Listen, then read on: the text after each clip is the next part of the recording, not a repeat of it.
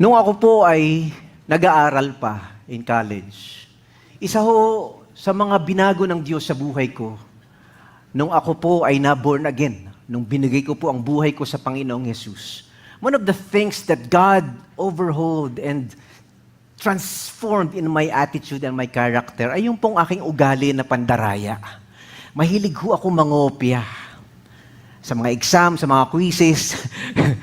So meron ako mga seatmate, meron din ako mga cheatmate. Ayan, college life, ano? Tarungin mo ngayong katabi mo, ikaw din ba? Ayan. So those were, my past and my old life nung hindi ko pa nakikilala ang Panginoon. But when I became born again, hindi mabilis na nawala. Dahan-dahang binago ng Diyos. Naalala ko pa nga minsan, pinatawag ako kasi maagang natapos yung exam, nasagutan ko na lahat. At yung aking cheatmate, tapos na rin. So, I gave ma'am, tapos na po ako. Ang bilis mo naman, Mr. Carino. Kasi mahirap ho, ma'am, mahirap ha. Pinahirapan niyo kami, pero okay lang, no problem. And so the teacher was going through my answers and my seatmates, or my cheatmates' answer as well. Pinatawag ako, Mr. Carino, teka, bago ka umalis, can I talk to you for a minute? So I came to the teacher's desk and she said, parang nangopya ka. Sabi ko, Ma'am, judgy ka masyado Ma'am, hindi ako nangopya, pexman. Ano? Pag may nagpe-pexman sa inyo, cross my heart, medyo hindi totoo yun. And so sabi ko, Ma'am, why did you say that? She said, kasi itong paper ni Mr. De La Cruz at paper mo, Mr. Carino, parang pareho eh. Ma'am, di naman, ikaw naman, pareho kayo ng mali. At pareho kayo ng apelido. Kinopya mo pati pangalan niya. Sabi ko, Ma'am, sorry. But you know what turned my life around? There was this classmate of mine, very poor. Galing pa siyang Novaliches. Walks all the way. Wala siyang pamasahe, pansakay ng jeep or LRT. Walks all the way to Recto. Recto yung aming university. Every day. And then he will stay up late just to memorize the words and to study hard to get a high score. Pero ako, ito nandadaya. Sabi ko, I was so embarrassed. Lord, here I am. I'm a born-again believer and I'm cheating. And that was the first time that I gave up. Sabi ko, Lord, I surrender this bad habit to you. Change my heart. Hello? There is one thing that God does in our lives. Di ba? Kapag ka si Jesus na ang Panginoon mo, kapag ka ang Diyos na ang sinusundan mo, maraming nababaklas sa ugali mo. Amen? Maraming nababago sa buhay mo. Maraming inaayos at itinatama ang Diyos sa buhay mo. And that is the encouragement of 1 Peter. Ang ganda ho ng series natin, A Pilgrim's Life. Ang buhay ng isang manlalakbay, ng isang tao na hindi taga dito, pero nakikidaan dito dahil meron siyang patutunguhan na mas magandang tahanan, mas magandang lugar. That's a pilgrim. We are all encouraged by 1 Peter na hindi na kayo taga-mundo. Di ba? Sabi nga ni Pastor Alan last week, kayo yung mga alien. Kalitin mo ngayon katabi mo, sabi mo, alien ka pala eh. No, tayo yung mga dayuhan. We are foreigners. We are strangers. We are passers-by. We are travelers in this world. This is not our real home. We are waiting for our real home, our heavenly home.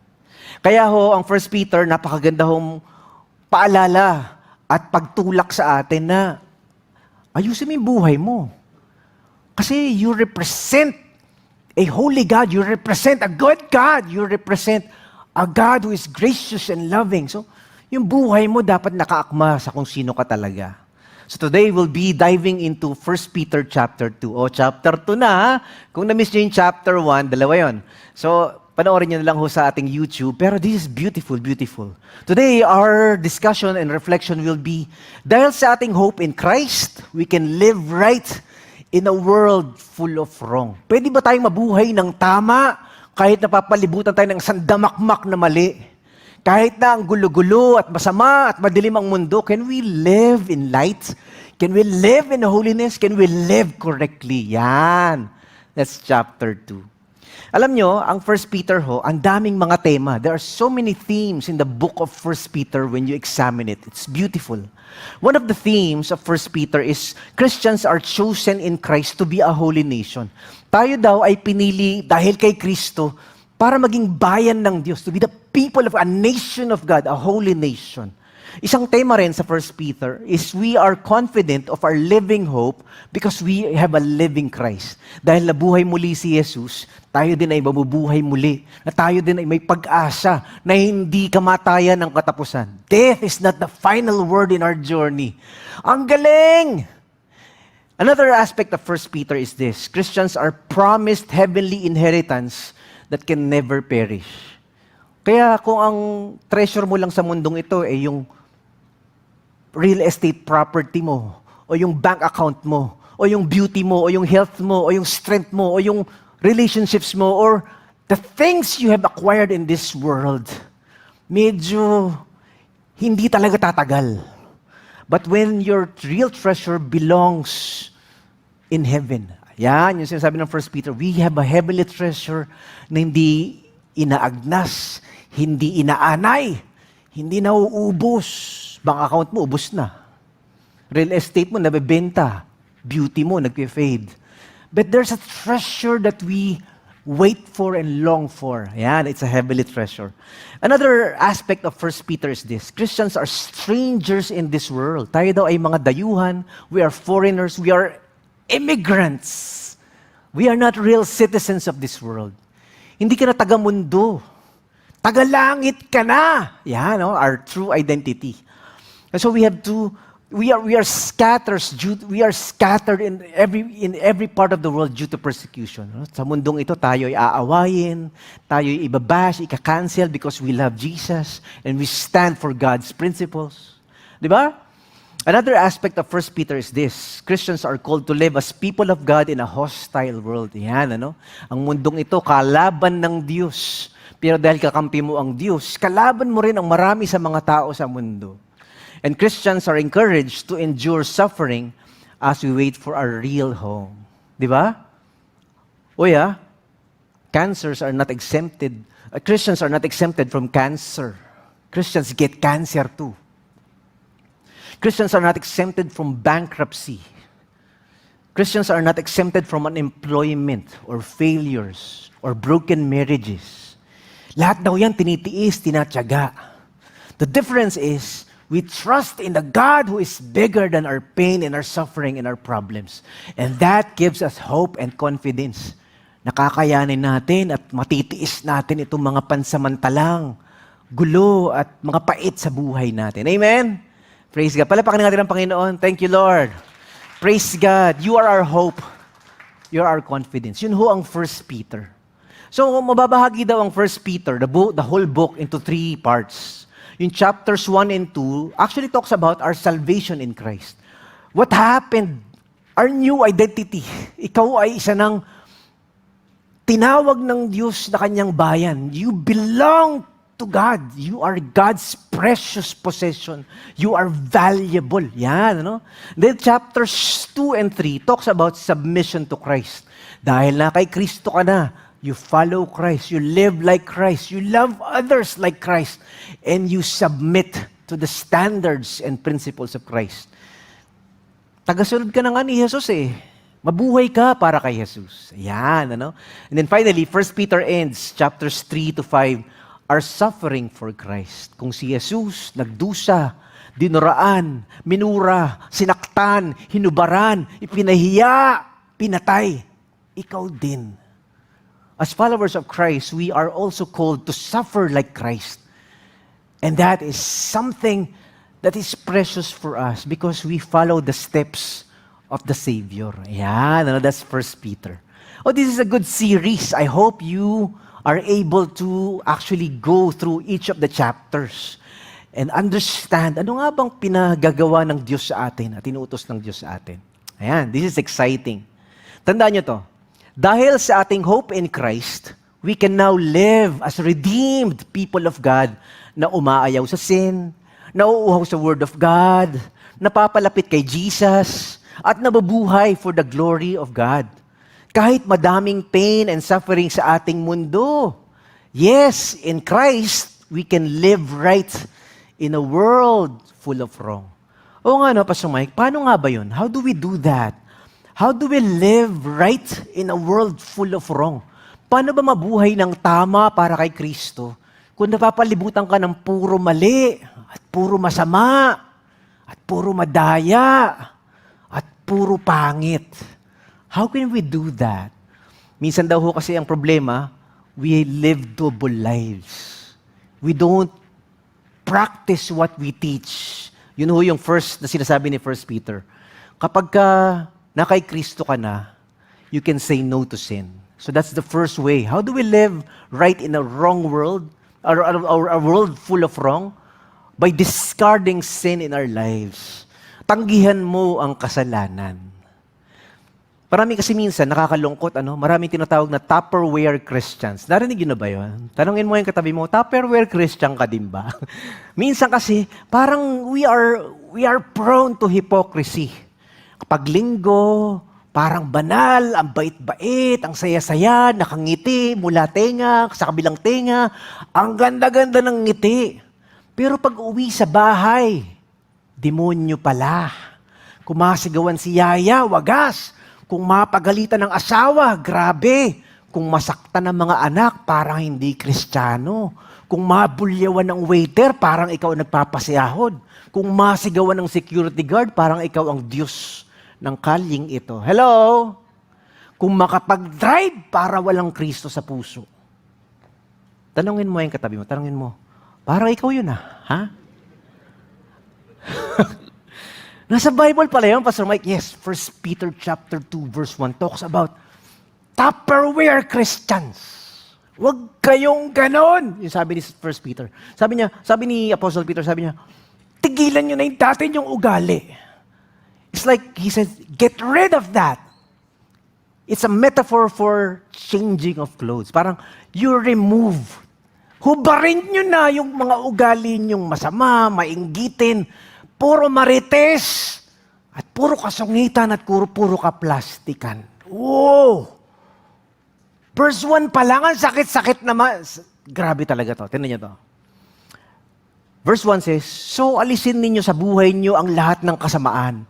Huwag na kayong nagsisinungaling.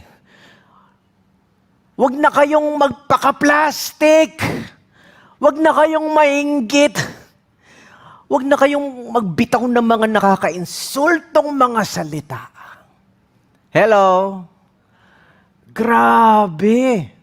It talks about getting rid, saying no, leaving your old attitude and your old lives, envious, hypocrites, insulting words. Ay, grabe ako. Lumaki ako sa bahay, our family. Mga sarcastic ho kami magsalita. Di ba? Hinainan ka ng sinigang. Ang sasabihin, ang sarap naman itong nilagang ito. Kala mo pinupuri ka, inaasar ka pala. Di ba? Bagong gupit ka. Uy, bagong gupit ha. Buhay pa ba yung gumupit? Patay na natin ha? Masakit. Sabi ng insulting words. No? Apostle Peter says, you are no longer like that.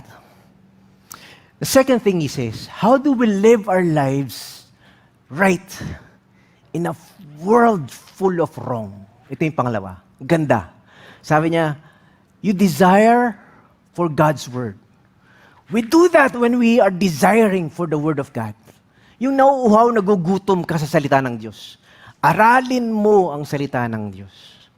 Yung ginamit niyang metaphor dito is like newborn babies. Para kay mga bagong silang na sanggol. Nauhaw sa gatas. So the Apostle Peter says, it's like your newborn baby's craving for spiritual milk. Tignan nyo, sabi niya, gaya ng mga bagong panganak na baby, gustuhin nyo na laging uminom ng pure at spiritual na gatas para mag-mature kayo at maligtas. Sabi nga na sa scripture, na-experience nyo mismo kung gaano kabait ang Panginoon. Oh, these are two thoughts here. Number one, we crave and we long and we desire. Sabi niya, mauhaw kayo, hanap-hanapin nyo nga ang salita ng Diyos. The pure spiritual milk. And then, he says, natikman nyo na, ang sarap. Ang salita ng Diyos, hanap-hanap, ito yung parang sinasabi ni King David sa Psalms, I have tasted of your truth. It tastes like honey to my lips. Lord, ang sarap-sarap. Ibig sabihin, nagbabasa ng Bible eh. Nagbabasa lang kayo ng Bible pag linggo. Nakakita ba kayo ng bagong panganak na kailangan turuan uminom ng gatas? O baby, bagong panganak. O anak, iinom ka na, inom. Tuturuan kita paano. Hindi. Babies are instinctively looking for milk. Ganun daw sabi ni Apostle Paul. This is a powerful metaphor, ano? Babies, they know what they need. So tayo minsan, nakakalimutan natin na pag hindi mo pinapakain ng kaluluwa mo ng salita ng Diyos, the pure spiritual milk that comes from God, when you don't feed your soul, you starve, you get sick, you get malnourished. Kaya marami daw Christians, very sad, ano? Mga malnourished Christians, spiritually starving Christians. Tinan mo yung katabi mo, tinan mo, sabi mo, mukha bang malnourished Christian? Another aspect of this passage is this. You have tasted not only the Word of God, you have tasted the goodness of God. Oh! Natikman nyo na kung gaano kabait si Lord. Hanap-hanapin nyo. I think it was A.W. Tozer who once brilliantly said, he says, Lord, I have tasted of your goodness and I was satisfied. Busog na busog ako, Lord. He said, I was satisfied of you, O God, and then I wanted more. And I'm thirsty for more. That's a paradox, ha? Nabusog ka, pero hinahanap-hanap mo pa. Oh, parang love, ano? Hinahanap-hanap kita. Di ba? Parang, Lord, I cannot get enough of you. When we live like that, that's the second point of 1 Peter chapter 2. When we have an appetite for God, when we have an appetite for God's Word, then we live correctly. Then we live right in a world full of wrong. Whoa. Pero kung malayo ka sa salita ng Diyos, hindi ka uma-attend ng worship, hindi ka uma-attend ng life group, hindi ka nag-aaral personally, individually, reflecting on God's Word, medyo hirap mabuhay. Narinig niyo na ba yung tinatawag na bonsai Christians? Di ba? May mga halaman na bonsai. By the way, today, kasi birthday ko a few weeks ago, may nagregalo sa akin ng bonsai. Ito, nandito sa harap, ano? May nagregalo ng bonsai kanina. You know, bonsai plants are interesting, ano? They are plants that are... Oh yeah, thank you, Alex. Ha? Oh, magtatanim ka dito. Ayan na, bonsai. Meron pang visual illustration. Bonsai plants, this is a 5-year-old plant. Sometimes they are 10 years old, 20-year-old plants. Pero ang linggit-linggit. Ang liit-liit. Sa Japan, ang tawag nila bonsai. Sa Pilipinas, tawag natin pandakekong. Hello? May mga pandakekong daw ng mga Christians. Ano? Tagal-tagal ng Christian, tagal-tagal ng born again, tagal-tagal nang nagbabasa ng Bible, tagal-tagal nang nag-worship kay Lord. Hindi nag-grow. Hindi nagmamature. Ang yabang-yabang pa din. Ang sungit-sungit pa din. And so, the Apostle Peter says, so that you will grow, so that you will mature, you crave for the Word of God. You crave for spiritual milk. Hi! And so I encourage you today. I pray that you pray for another fresh appetite for God's Word. Lord, parang tinatabangan na ako, parang nagsasawa na ako, parang wala na akong gana magbasa ng Bible, mag-reflect on the Word of God, at kumain sa salita ng Diyos. Give me an appetite again, Lord. Help me to hunger and thirst for your truth, for your Word. Ayan, ano?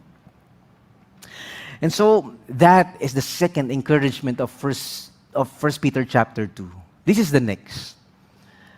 Draw near to Christ. When we draw near to Christ, He is the source of our life and our light and our source of our goodness. So pag tayo daw ay lumalapit sa Panginoong Jesus, tayo ay lumalapit kay Kristo, tayo daw ay parang nabibigyan ng buhay na katulad ni Kristo. Actually, the metaphor and the imagery used this time are stones. If Christ is a living stone, buhay na bato. Nakakita na ba kayo ng living stone? Parang ano yun, parang oxymoron, ano? Kasi stones are not living in and of themselves. But living stones are found in rivers and streams. Yung mga stones na laging fresh, laging buhay. The minerals are always alive. And so sabi niya, Jesus Christ is the living stone. When you belong to Jesus, kapag kayo kumapit sa Panginoong Jesus, kayo nagtiwala kay Kristo, you become living stones as well.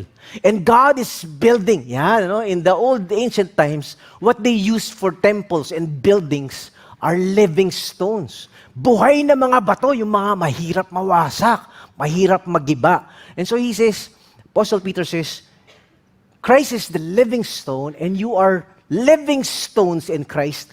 And God is building a spiritual temple. May ginagawa ang Diyos na parang bahay. Isang templo, a spiritual house that nobody can see.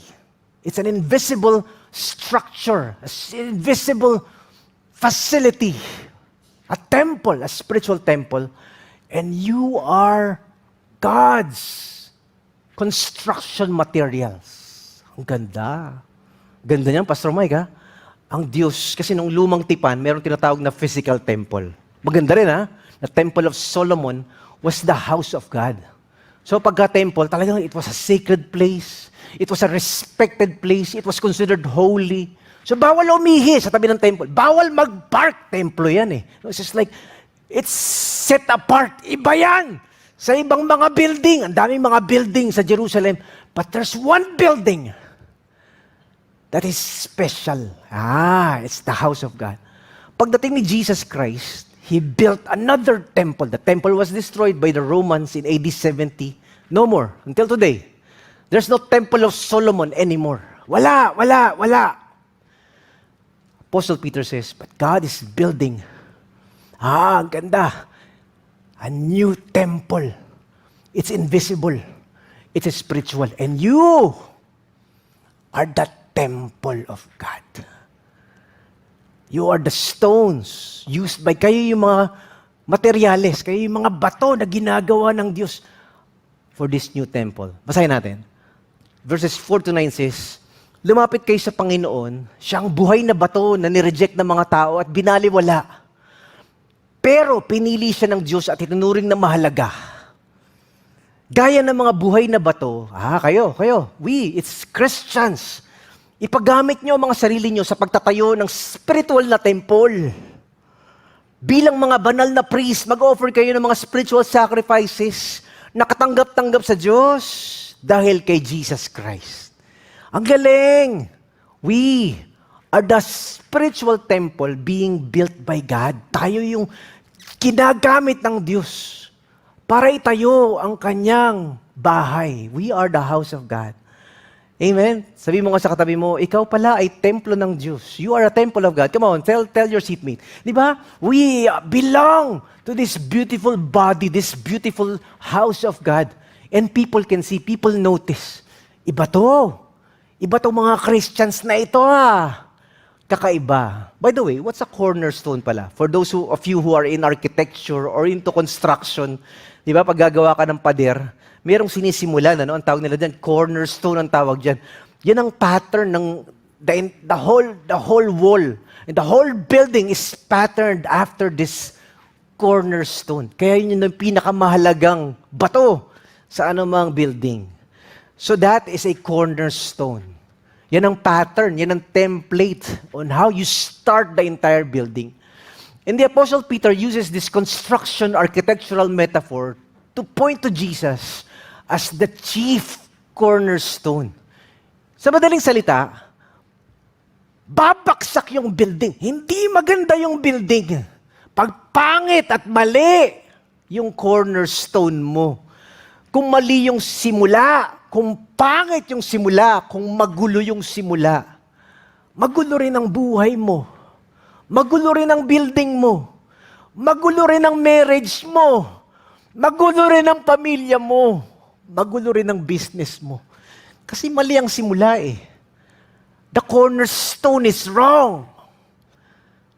Nagsimula ka sa pera. Nagsimula ka para sumikat. Nagsimula ka para palakpakan. Nagsimula ka para ikaw ay hangaan. Mali ang simula.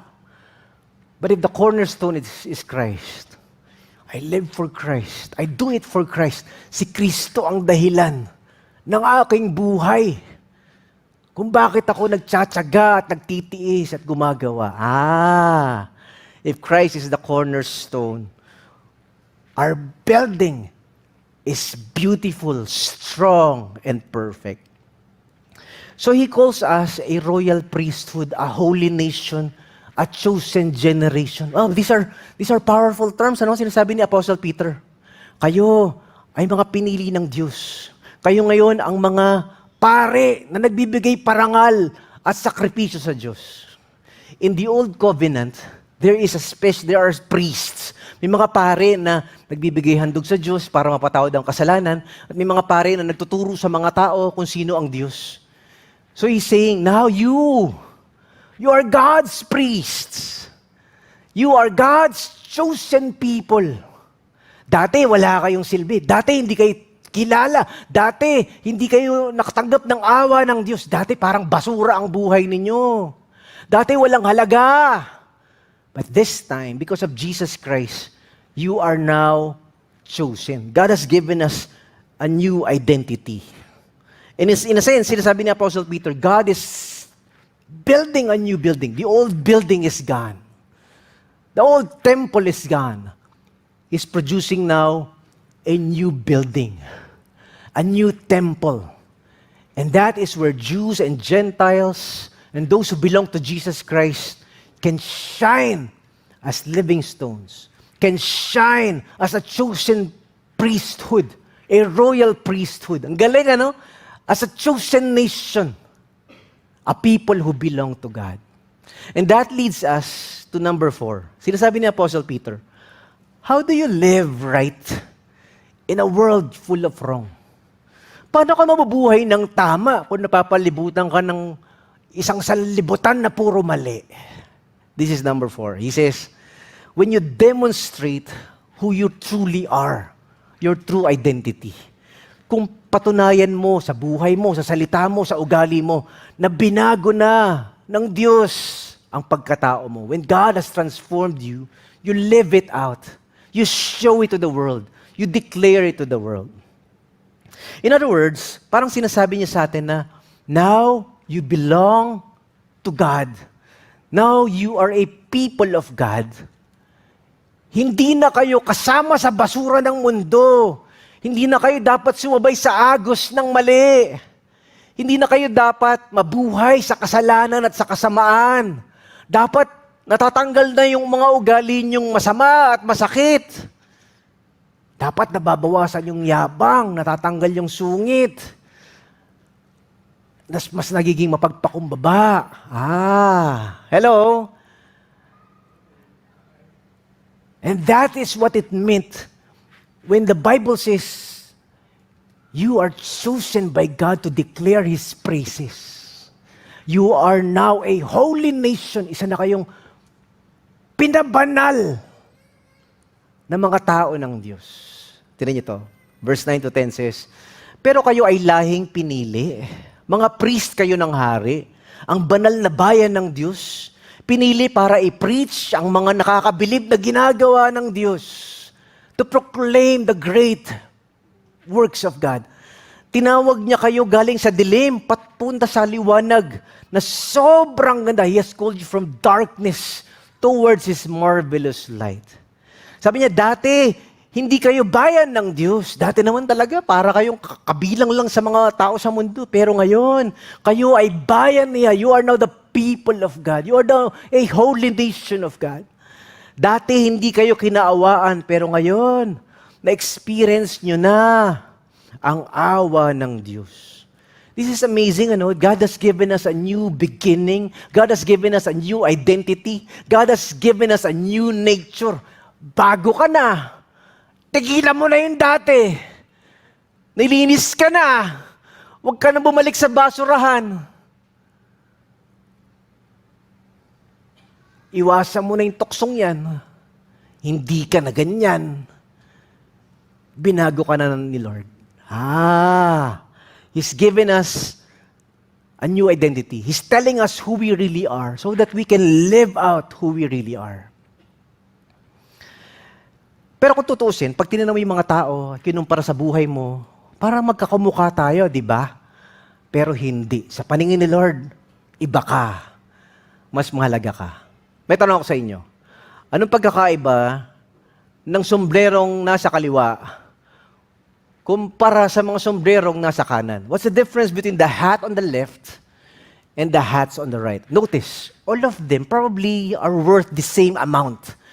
Pag pumunta ka sa SM, 200 pesos, 300 pesos. The same material, same cloth. Maybe some cloth are better than the others. The same hats! Anong pagkakaiba na nasa kaliwa, Pastor Mike? Why is the hat on the left special? Special nga ba? You look at the hats again, you notice, parang ang walang pagkakaiba. Parang pare-pareho. But the hat on the left, pakita nyo nga yung slide, but the hat on the left belongs, whoa. It's like the other hats, but it belongs to someone special. Whoa, and that makes it expensive. The hat on the left belongs to Michael Jackson. He used this hat sa Billie Jeans and all his songs. It's a famed fedora hat with an estimated value, wait for it, 60,000 to 100,000 euros. Can you imagine that? It's a $100,000 hat. 5 milyon sombrero lang. Hello? What's the difference? Pareho naman ng material. Pareho naman ng tela. Pareho naman ng amoy. Pareho namang may balakubak. Ba't mahal ito? Why is this hat? Because it's owned by someone famous and special. Hey guys, when the world sees us, we're all the same. Kung nasa Pilipinas ka, pare-pareho tayong pangawang ilong. Pare-pareho tayong yung skin natin, mocha. Yes, di ba? Wow, mocha. Hindi, di ba? Naalala ko lagi yung ex ko eh. Pinagpalit kasi ko ng ex ko sa tall, dark, and darker. And so sabi ko, maybe there's a better term na kayo mga maiitim, hindi, mocha. Yeah, no? So, pare-pareho naman tayo itsura eh. Pare-pareho naman tayong pinagdadaan ng problema. We have the same health problems. We have the same struggles in life. We have the same temptations in this world. We have the same financial problems. We have the same business and company conflicts. We have the same marriage problems. Marami kong kinakaunselan. Born-again Christians, strong believers, gusto maghiwalay. It's the same problems we go through. What's the difference? Why is this hat more precious compared to the other hats? It's because we are owned by someone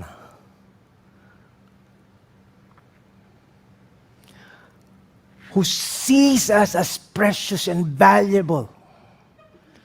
Kaya ako tingin mo sa sarili mo, Lord, wala naman akong kwenta talaga eh. No? Wala naman talaga akong silbi. Wala naman talaga akong halaga. 1 Peter says, you are chosen. Dati, wala ka talagang silbi.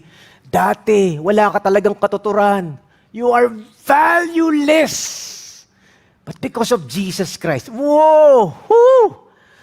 Dahil kay Kristo, you're now the most expensive being in the world. You were bought with the most expensive price.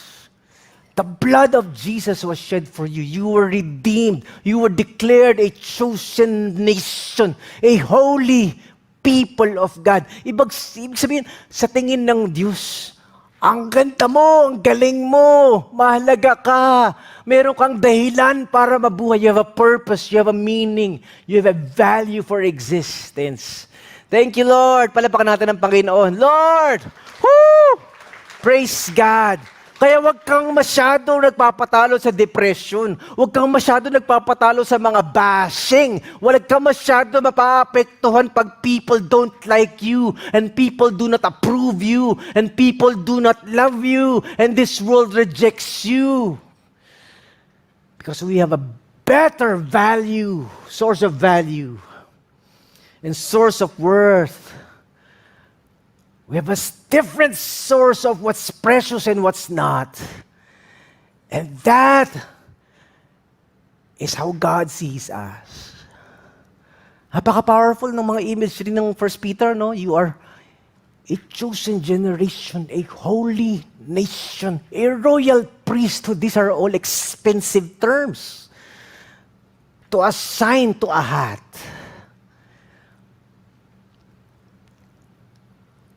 Apostle Paul also had similar language. He says, you are jars of clay. You are ordinary clay pots. Kayo mga babasaging mga banga. Yari sa putik. What's different from this jar, from the other jars? You carry in yourself a treasure. Woo!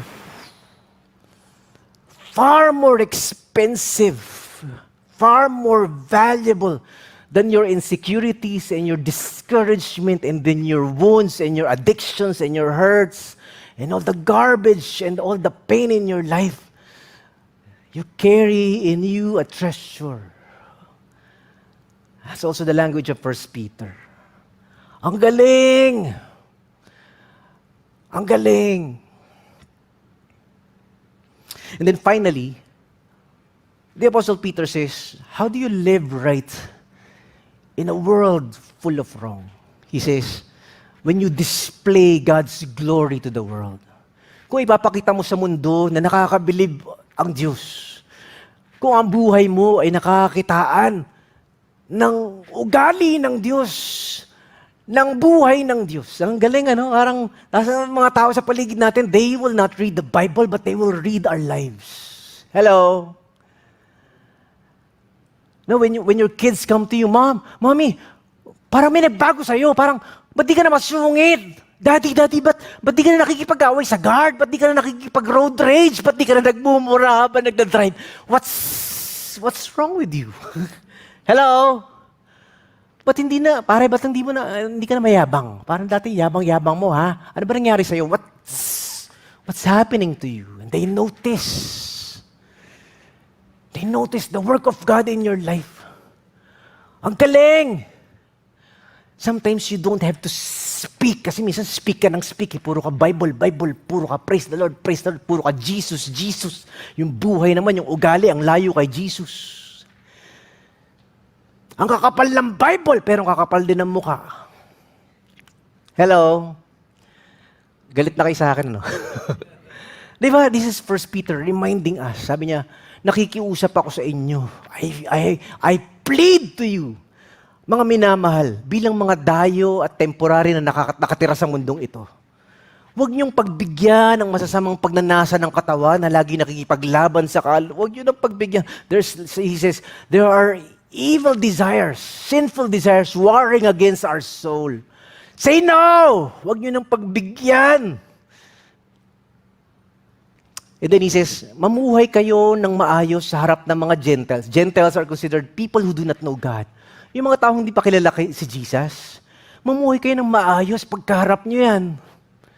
Hindi naman Christian yan, Huwag mo sungitan. Hindi pa niya kilala si Lord, Huwag mong patulan.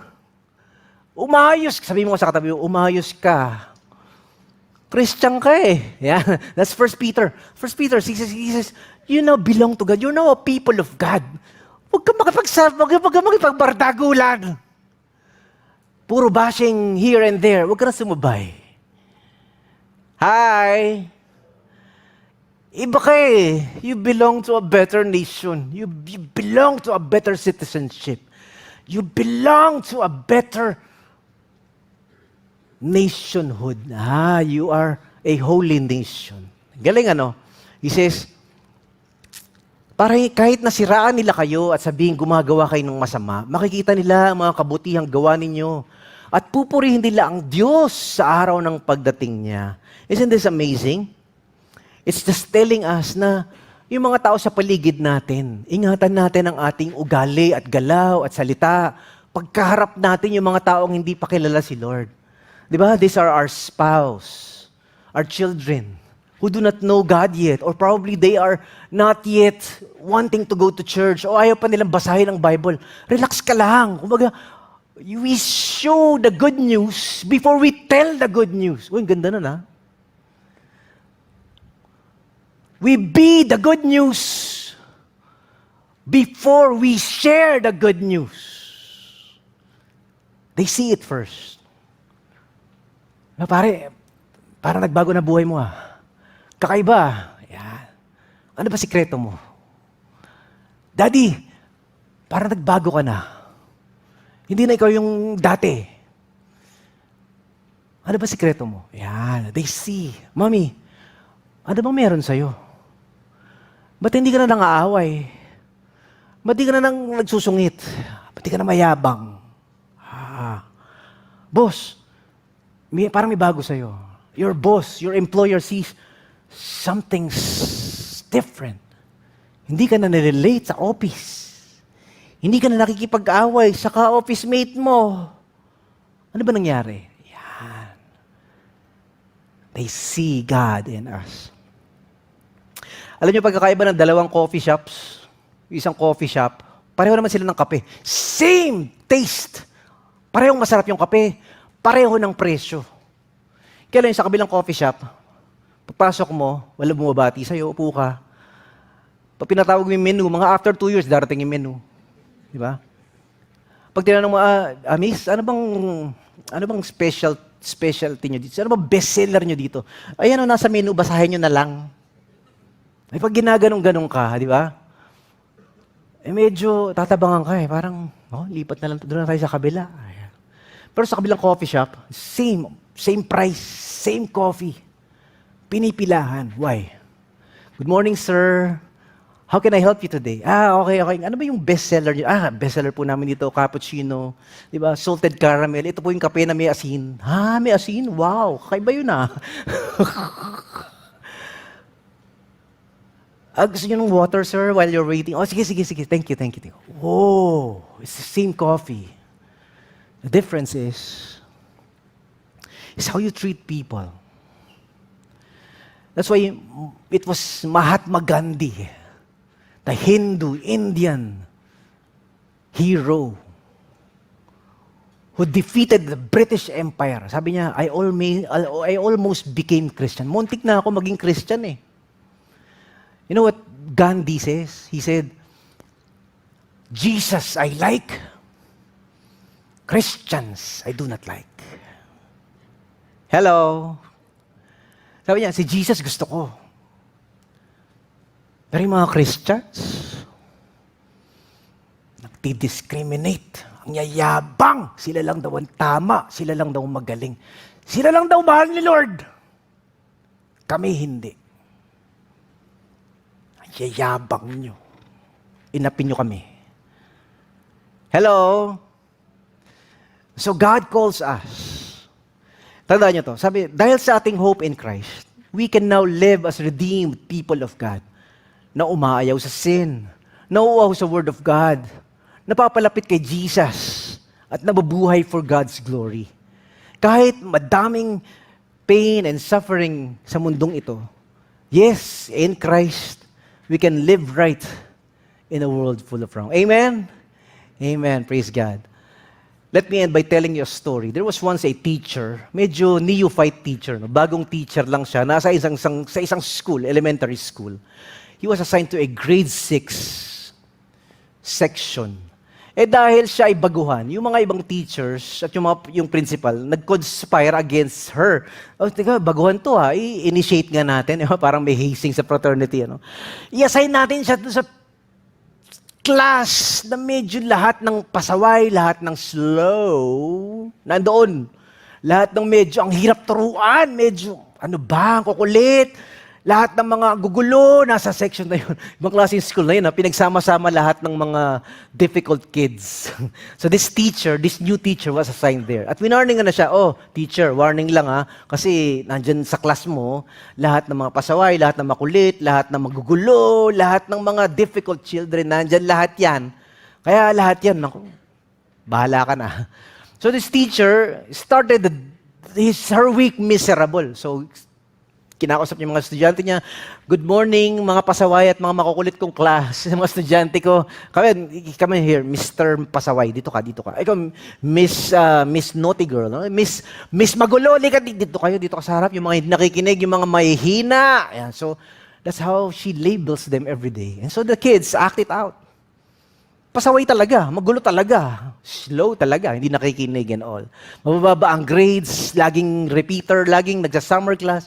Ay nako, sakit sa ulo. One day, the school required everyone in the school to have an IQ test. Oh, guidance counseling office, ni-require lahat ng estudyante, all pupils, IQ test.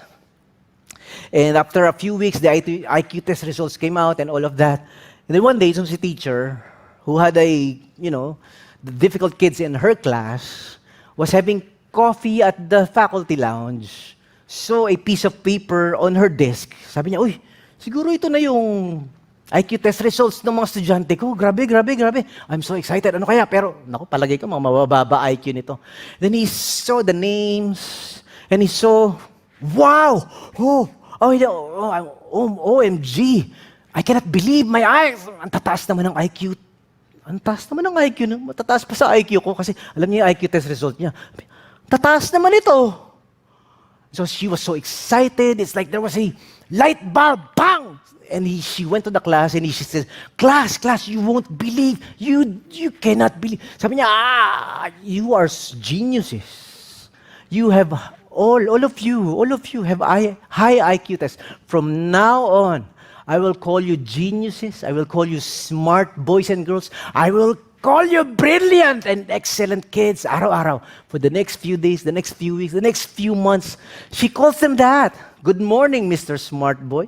Good morning, Miss Genius. Oh, dito. Ikaw, you brilliant kid here. Come here. Come on. She does that to every one of them. Parang the entire atmosphere of the class changed. Dahil sa teacher na to, na sobrang excited, masayang, proud siya. I'm so proud of all of you. I love you. Something happened. The next few weeks, all the children behaved better. Wala na nag-aaway, wala na nagsasabunutan, wala na nagbabasa, wala na nagbabandalize sa toilet na mayroong XOX, OOX, wala na magandang drawing, wala na naglalagay ng chewing gum sa puwet ng upuan ni teacher, wala na nagkakalat, wala nang late. And their grades, miraculously are turning around. Tumataas ang grade, nagkakaroon ng award, nagkakaroon ng ribbon, nagkakaroon ng trophy, nagba-volunteer, nagiging varsity, sumasali sa essay contest, sa declamation contest. Then they move to the next level, they get medals, they get top 10. Naging valedictorian yung iba naging summa cum laude ng college.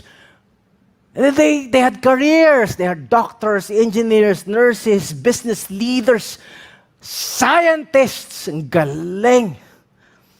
Amazing. But the teacher had a secret that she never told the students anymore. A few weeks after the discovery na, genius pa. Tataas naman ng IQ test results ng estudyante ko. She was bragging to a fellow teacher in the faculty lounge. Sabi niya, teacher, liga dito. Pansin mo ba to? These are IQ test results ng class ko. Hindi pa lumalabas. Ito na nga, and the co-teacher, what did you say this is? IQ test results of yung class mo nga yung pinakamahina, di ba? And the co-teacher says, these are not IQ test results. Notice, you failed to read. Locker numbers. But the teacher, oo nga, locker number lang pala to. She never told the students. Because their lives are changing. They're doing good. They're succeeding in life. Their grades are spinning upwards. Grabe. Because of the power, for the first time in their life, somebody believed, mahalaga ka, hindi ka basura. May nagmamahal sa'yo, hindi ka walang kwenta. Their suicidal tendencies stopped. Their addiction patterns stopped. You are precious. You are not a waste. You are not a nobody. That's 1 Peter chapter 2. You are declared precious. Even when nobody likes you, pinagtatawanan ka, hindi ka pinapansin, pero mahal ka ng Diyos at mahalaga ka sa Diyos. Huwag kang susuko. Huwag kang bibitaw. Huwag kang aayaw. Some of you, you need to hear that right now. That's 1 Peter chapter 2. Let's all stand. Let's pray. Tayo pong lahat ay tumayo. Tayo ay manalangin. Thank you, Lord. Salamat po, Panginoon, sa paalala at sa iyong mensahe sa amin sa araw na ito. Na kami, Panginoon, ay yung bayan. Kami po, Panginoon, we are the people of God. We are redeemed by the expensive blood of Jesus. We are rescued from darkness to the light. Panginoon, kami po ay mga taong may pag-asa. Kami po, Panginoon, ay yung mga niligtas, pinatawad, pinawalang sala. Kami ay yung ginawang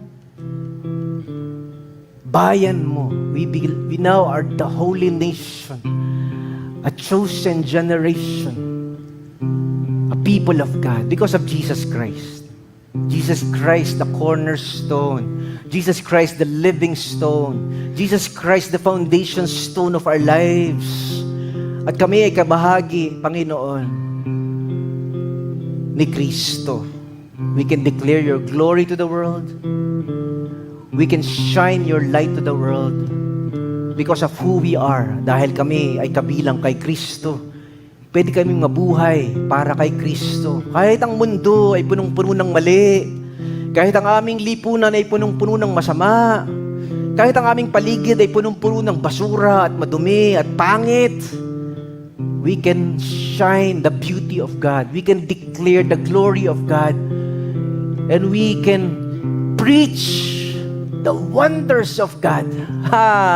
Thank you, Lord. Akapin mo po ang lahat ng nangihina, Panginoon. Palakasin mo po ang lahat ng mga gusto ng sumuko. At lahat ng feeling down, feeling depressed, feeling discouraged. Akapin mo po. Bulungan mo nga po kami, Panginoon, ulit.